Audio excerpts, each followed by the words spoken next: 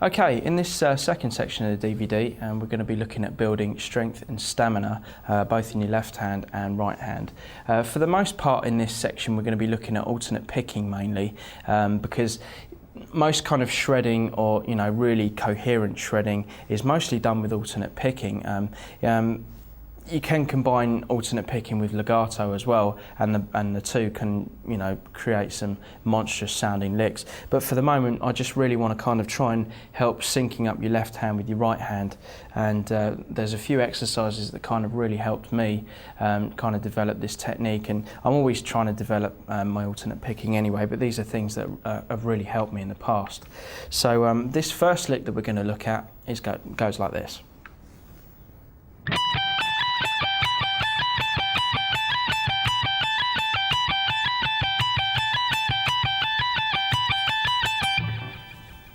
Okay, I'm not playing any of these licks particularly fast, even though this is speed soloing, but the idea is to kind of give you the sort of keys to unlock the door to potentially speeding up your playing a lot faster than maybe it is, or you really want to get to a certain level.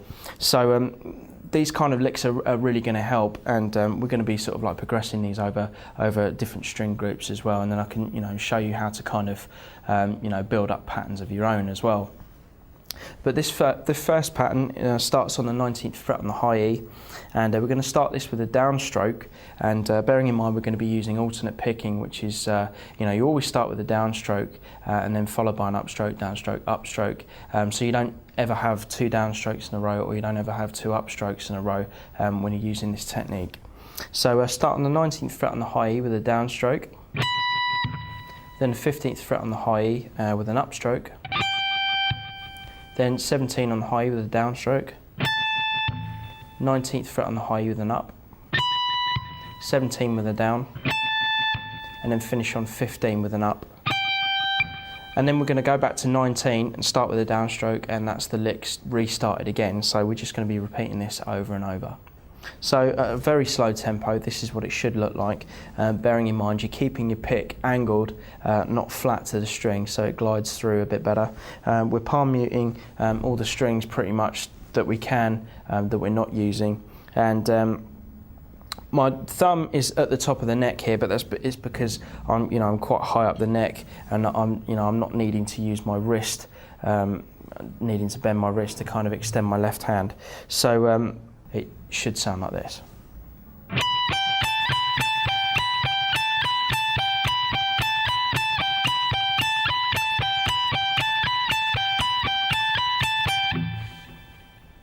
Okay, as you can see with that, we're just doing it really slow, trying to keep it at a nice even tempo.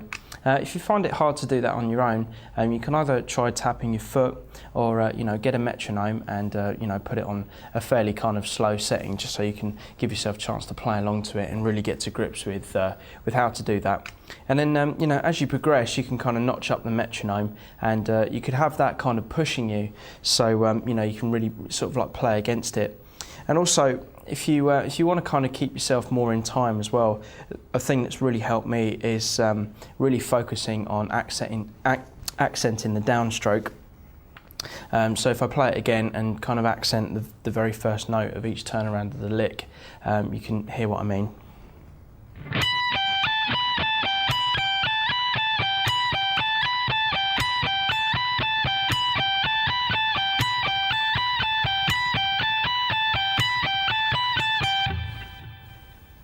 Okay, so as you can see, it's just picking harder on the 19th fret, which is the first note of every time we play the lick. And as you speed that up, it kind of helps you to sort of really follow the downbeat, so you can kind of lock into your timing. So as you speed it up, you're still accenting that first note, but it kind of keeps you more in time. So I'll start slow this time, and I'll just gradually speed it up, and then I'll slow it down again, and hopefully you can kind of hear the accent in there as I'm doing it.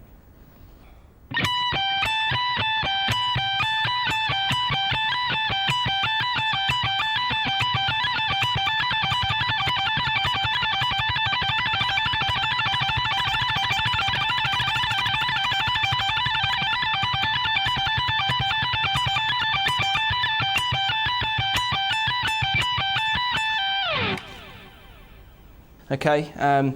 With regards to picking, as you're getting faster, again, you're using more of the wrist, and then kind of at my top speed during that lick, some of my forearm sort of tension came into play as well. I'm trying to think of a really good way to describe how that feels. How it was put to me, quite a few years ago now, it was like somebody got a pen and they handed me a piece of paper and they went, try and get the pen and just draw from left to right as fast as you can without tensing your arm. And so you kind of do it, and the pen strokes are still quite sort of long. They're not very short at all. And then what then I was asked to do was then, tense your elbow ever so slightly and try and make like really small lines on the page. Probably it won't look like lines afterwards. It would just look like kind of, a stream of dots. But what you're doing is you kind of tension your arm enough to try and really minimise those lines on the bit of paper.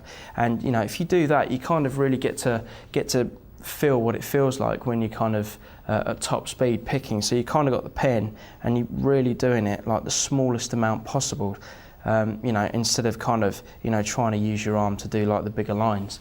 And from that moment on, it kind of, it made me really feel, what it was like to kind of, get to a stage with my arm where I could, pick a lot faster.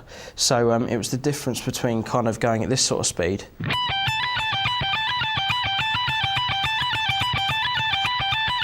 which is just using pretty much the force of the pick and my wrist to actually kind of a little bit of tension in the forearm.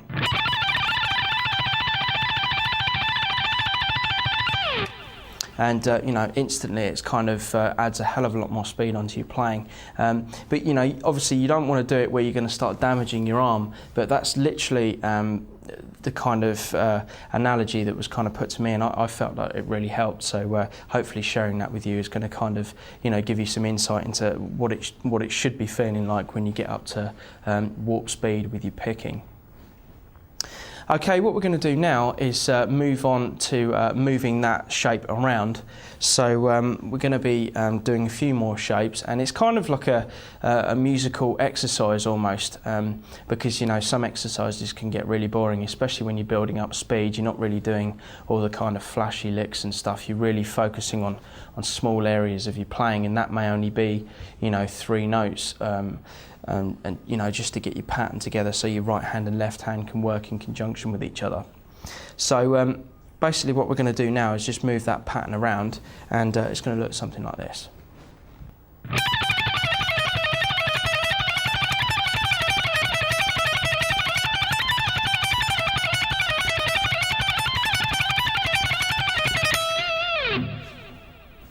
Okay, to explain the lick that I've just played, we're literally concentrating more on the coordination between the left hand and the right hand, and this time we're going to be moving our left hand, so it kind of takes greater coordination to do that.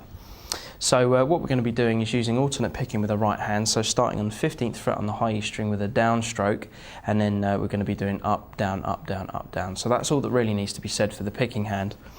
And for the left hand, we're going to be starting on the 15th fret on the high E, and these are going to be the notes. So we're going to have 15, 19, 17, 15. So then on each shift with the first finger on the high E string, it's going to start with a downstroke. So we're going to have. Now we're going to go back to the accent that I was talking about earlier. When I do things like this, it always helps to accent, well, it helps me to accent the first note of each shift. So we're going to have accent, accent when you move. So.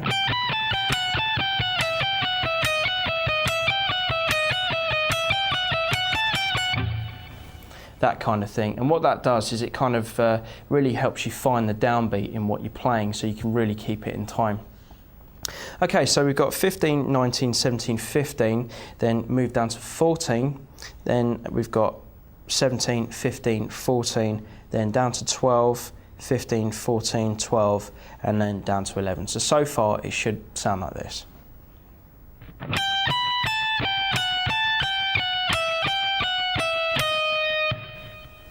Then after that we've got 14, 12, 11. Up to 12, play 15, 14, 12. Back down again. Back up again. Then up to 14 and play 14, 17, 15.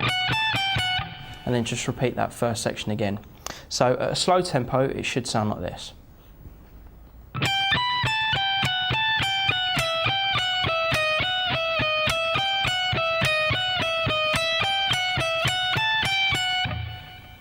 Then we're starting back on the 15th fret on the high E with an accented downstroke again.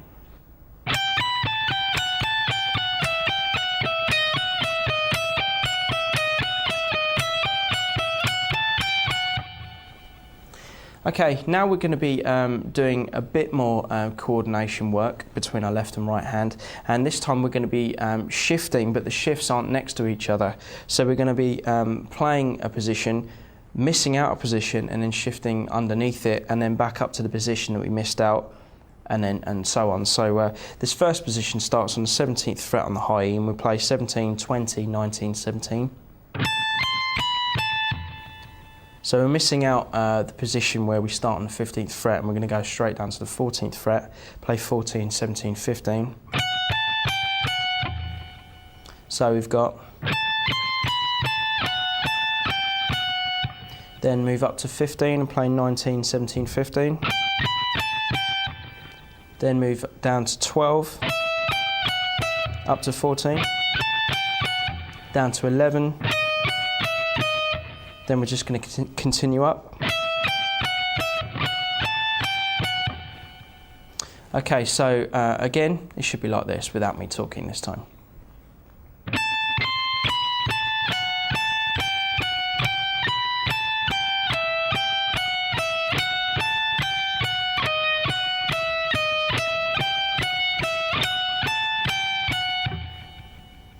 Okay, and at a slow tempo, when you put it with the first part of the lick, it should sound like this.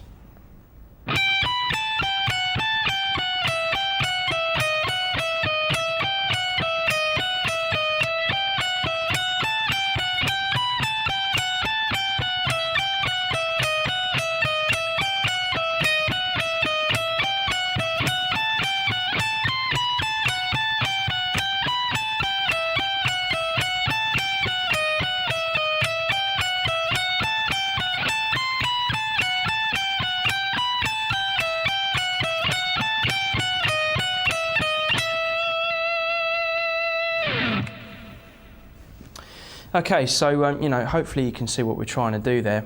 Now, you know, a lot of this kind of may look, you know, fairly simple, but to actually get this pretty bang on, you know, with your left hand and right hand working perfectly together, it takes a long time to really kind of nail home what's going on.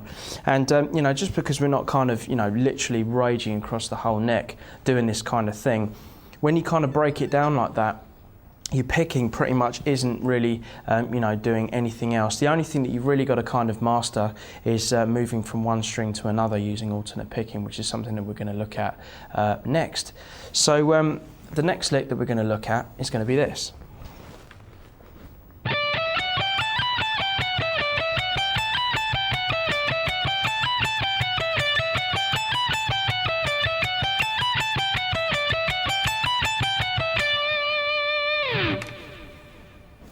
Okay, so this may look fairly straightforward, just up and down, 6-note pattern, but in actual fact, kind of changing strings, a lot of people with alternate picking find it very hard to sort of skip over the next string and play an upstroke. But it, you know, it is something that you know, if you can really, you know, get under your fingers and really get used to, you're going to be able to kind of, you know, do really fast picking all over the neck, and that's not really going to kind of worry you too much. So first off, we're going to start on the 15th fret on the B string, and then we're going to play 17, 19. Again, it's up to you how you want to use your fingering for this, but I'm just playing first, second, and third finger with my thumb on the top of the neck, just, you know, keeping it nice and stable. Still palm muting with the right hand, still angling the pick forward at a 45-degree angle, and starting with a downstroke. And we're just going to do this. So when we get to the 19th fret on the B, we're then going to have an upstroke on the high E string, and it's going to be up, down, up. So it's the opposite of what we did on the B string. Then when we come down, the first stroke is a downstroke. So we finished on an up, downstroke. Then coming back, we've got an upstroke going to a downstroke, which to most people feels a bit more natural. It's normally going up that causes the problems, not coming back down again. So, I mean, to be honest, either going up or coming down again, it's still the same action. You've still got a downstroke and an upstroke, and when you're coming back down, you've still got an upstroke followed by a down, so you're just swapping it round. But it really is kind of, getting used to that and keeping it nice and fluid. Okay, so at a real slow tempo, this is the kind of thing that you want to be aiming for.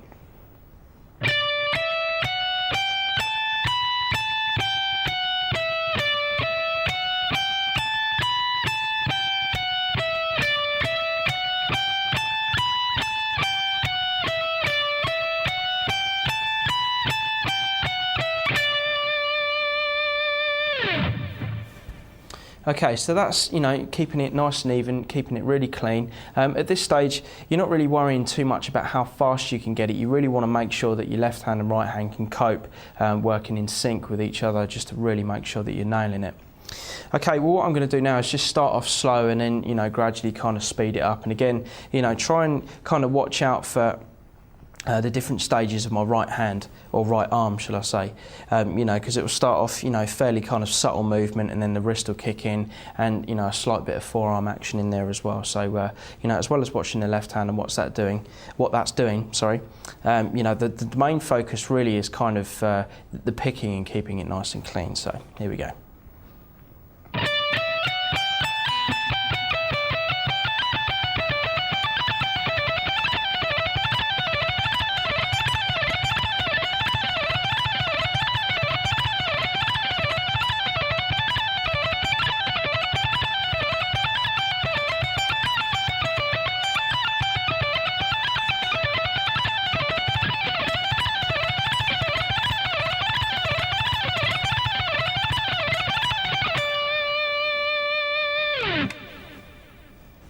Okay, so as you can see there, the technique is pretty much the same at slow tempo than it is fast, but because you're kind of applying a little bit of tension in your arm, it allows you to keep those pick strokes really tightly together.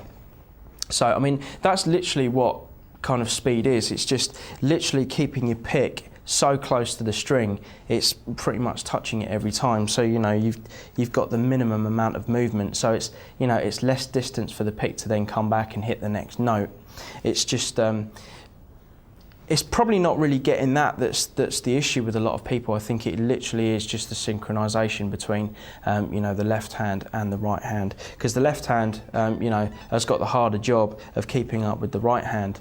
So, there's a couple of things to really kind of watch out for on that. And as I said, I know we're only doing it on 2 strings, but it really is the kind of, the fundamental technique that we're looking at, which is just going to allow you to sort of, blaze through the rest of the strings. And also that's a pretty good pattern as well, if you were going to do it across, so like a major scale position. Like the pattern that we're doing at the moment is just the tail end of a 7th position of a major scale. So if you were going to use that pattern across the whole scale at a fast tempo, this is the kind of thing that you would expect to see.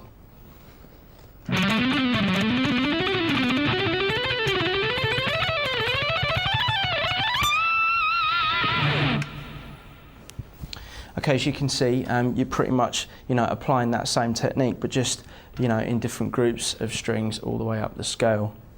And you may have noticed that when I was doing that, my right hand kind of, shifted into a slightly different position.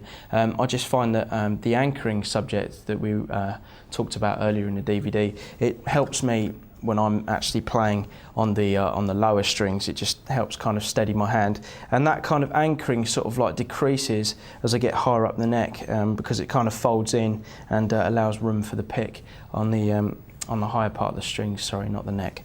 So slow, my right hand is looking like this.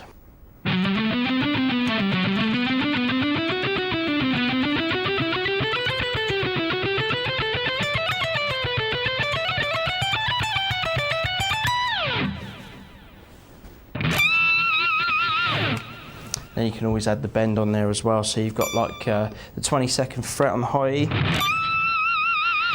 which is a proper Malmsteen bend on the end.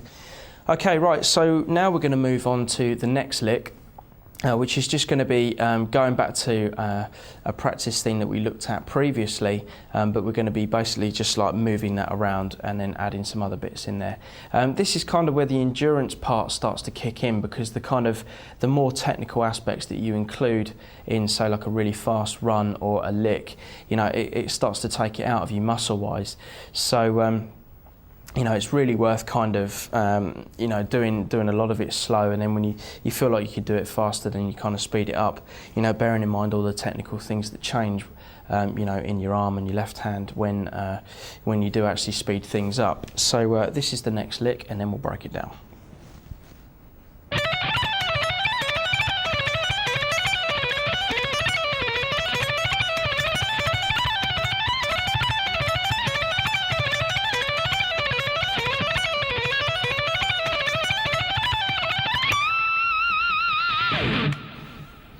Okay, it's pretty much a similar sort of thing as what we've seen before.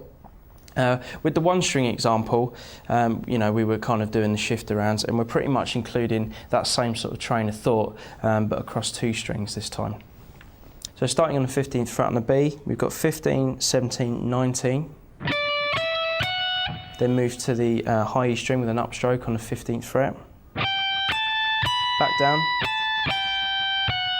And then back up again, and then we'll finish at 19 on the high E. So up, down, up. And that's going to be the pattern for each section that we move to. So now the next section, we're going to start from the 14th fret on the B, and with a downstroke, and play 14, 15, 17, and then the same on the high E. Down, and then back up. So at a slow tempo, we should have this.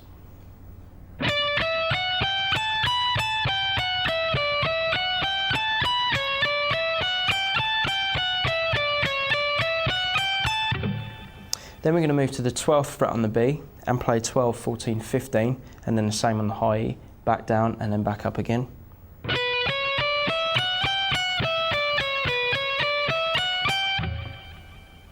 Then we're going to play 11 on the B, 12, 14 on the B.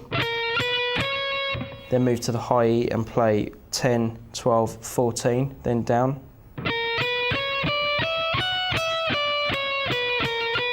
Then back up. So far we should have this.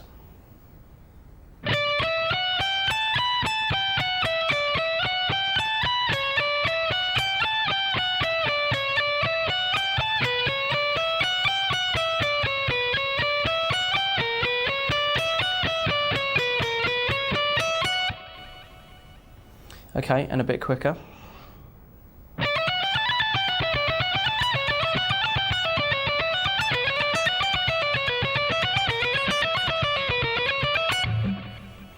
And up to speed.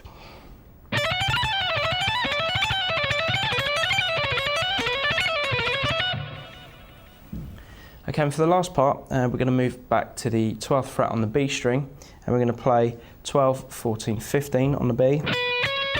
Same on the high E string. So we're going to have, then we're going to play 15, 14, 12 on the high E. So, then we're going to have a shift from 12 to 17 on the B. So 12 on the high E, 17 on the B. And do that shape. So we're going to have 17, 15, 14, 15, 17, then 14, 15, 17 on the high E. So we're going to have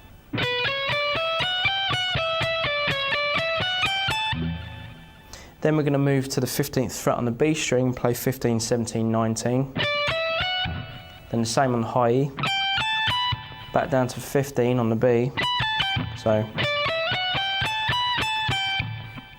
then we're going to move to the 20th fret on the B string and play 20, 19, 17, 19, 20. And then play 17, 19, 20 to finish off on the high E. So that last section slow should sound like this.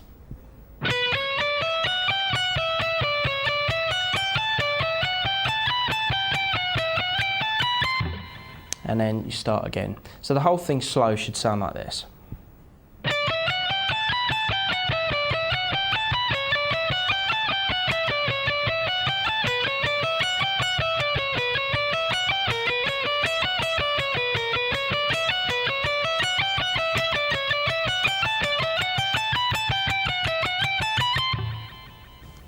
Okay, you'll probably agree that that's quite a long lick to get through, keeping it nice and even, nice and clean.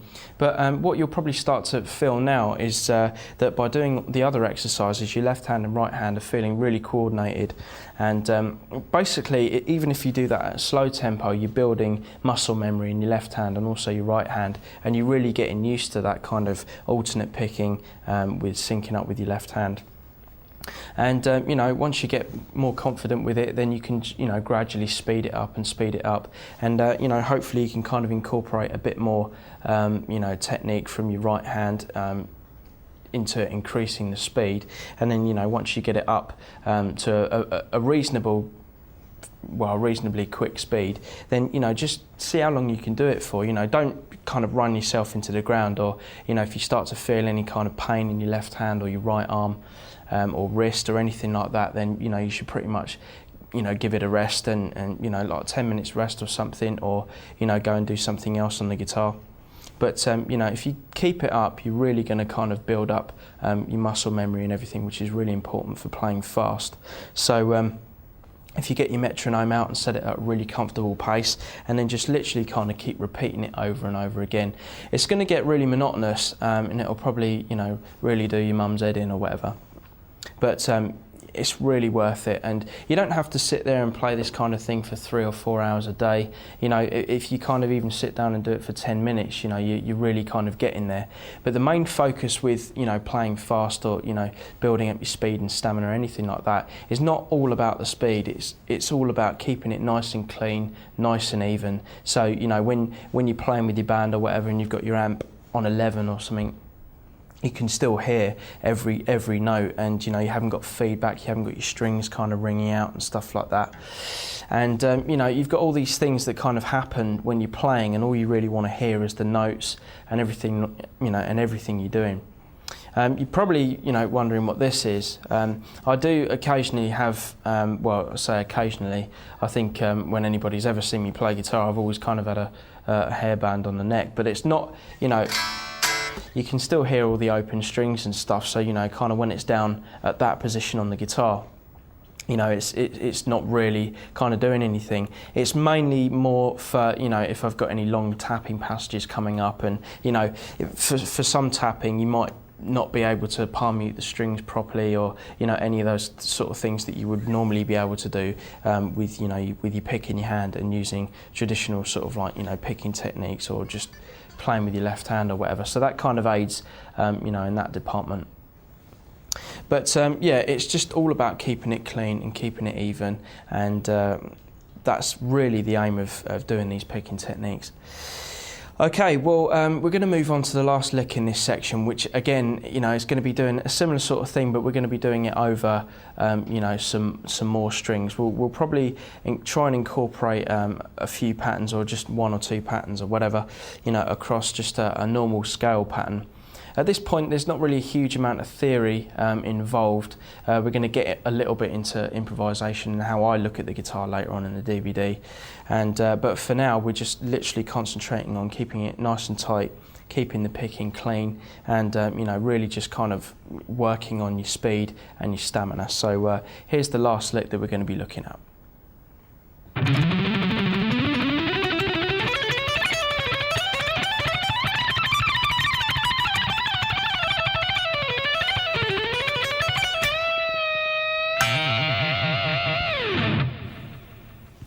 Okay, that last lick that I just played you, I think you'll agree is a fairly long lick, but that's the endurance part of this section.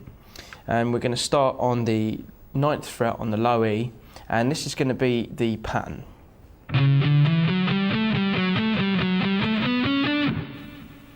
Okay, so we're going to play 9, 10, 12 on the low E, same on the A, so. Then we're going to come back down, play 12, 10, 9. then repeat 12, 10, 9, then 10, 12. Then play on the D, we're going to have 9, 11 and 12. Okay, so far we should have this.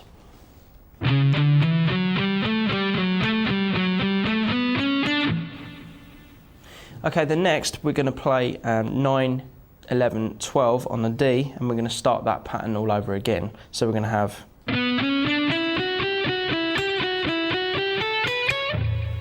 so that's the same order of notes, but this time we're going to play 9, 11, 12 on a D, same on the G, back down to 9 on the G, then up to 12, and then repeat that again, sorry, so we'll have 12, 11, 9 again. So we're going to have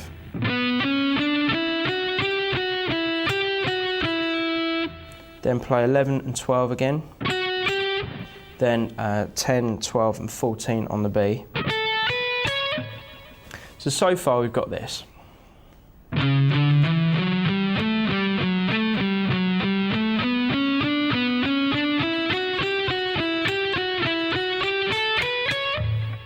Then we're going to start this last part of the first section on the 10th fret on the B, and we're going to play 10, 12, 14.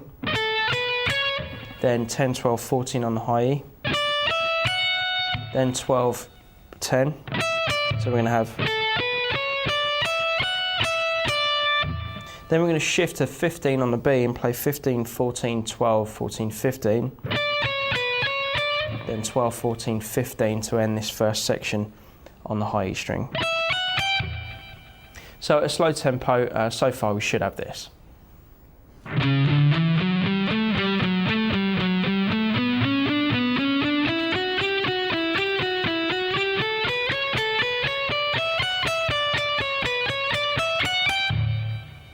Okay, and then we're going to move to 14, 15, 17 on the B and then on the high E.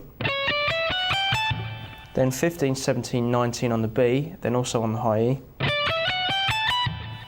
Then we're going to have 20, 22, 24 on the B, then 20 on the high E, and then we're going to have this pattern.